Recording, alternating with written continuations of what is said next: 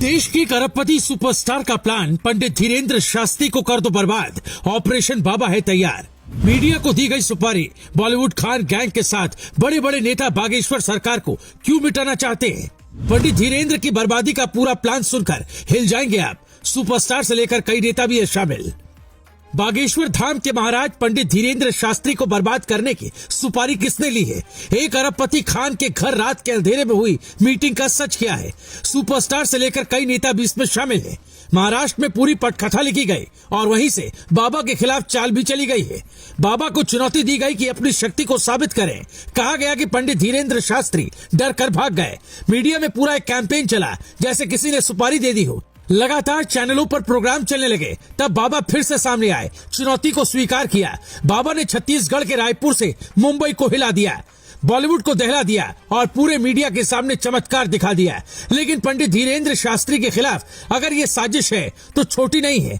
इसके पीछे बहुत बड़े लोग हैं, कई गैंग है। इसके पीछे की पूरी क्रोनोलॉजी समझिए। जैसे ही पंडित धीरेन्द्र शास्त्री ने पठान फिल्म का विरोध किया तो उनके खिलाफ अंधविश्वास चिल्लाते हुए कुछ लोग आ गए। उन्होंने मीडिया पर मजमा लगाया और शुरू हो गया कैंपेन। बाबा को ढोंगी बताया जाने लगा। पंडित धीरेन्द्र शास्त्री को चुनौती दी गई थी कि वो अपनी शक्तियों को साबित करें। पंडित जी ने चुनौती स्वीकार की और कहा कि जिसको जो देखना है वो दरबार में आकर सारा सच देख ले।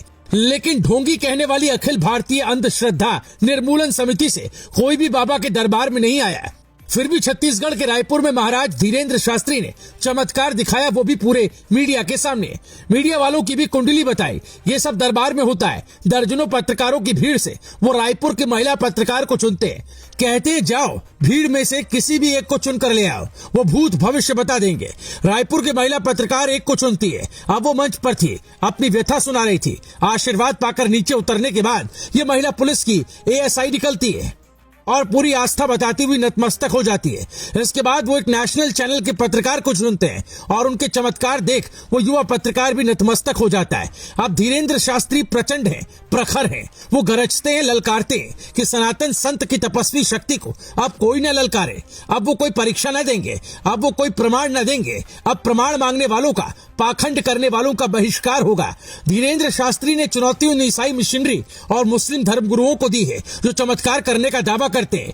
ये चुनौती है कि जिस तरह उन्होंने कैमरे पर यह साबित किया वो भी करके दिखाएं। पंडित धीरेन्द्र शास्त्री धर्मांतरण के खिलाफ भी मुहिम चलाते हैं और देश में बढ़ रही मिशनरियों की पैठ पर मुखर रहते हैं।